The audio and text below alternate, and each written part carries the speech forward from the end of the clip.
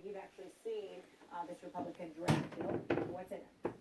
It's 106 pages, but some of the top line figures are that people are going to get tax credits instead of the Obamacare subsidies, which actually are tax credits, but the tax credits are going to be structured differently. They're going to be by age rather than income.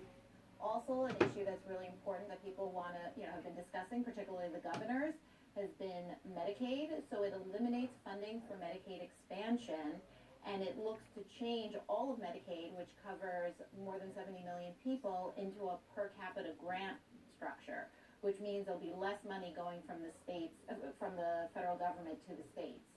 And then also, it actually protects people with pre-existing conditions a bit more than we've been hearing about what the Republican plan would do, but it also will charge older people a lot more. Ooh, I don't know if that's going to be too popular. So how much might governors, who are going to be meeting with the president this evening, how might they help shape a plan?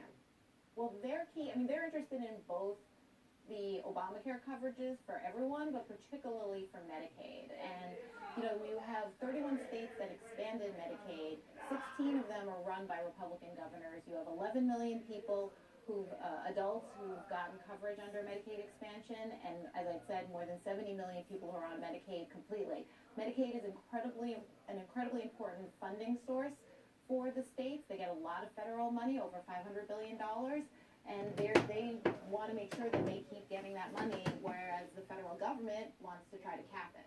And in that plan that you just mentioned, it would be a reduction in the amount of federal money that states would enjoy on that.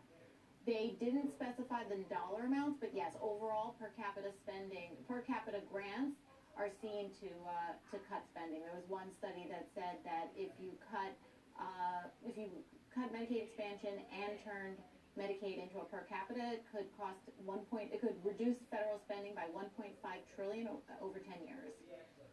All right. So it's a lot less money for the states. Okay. Tami, thank you so much. Thank you. All right, we will be right back.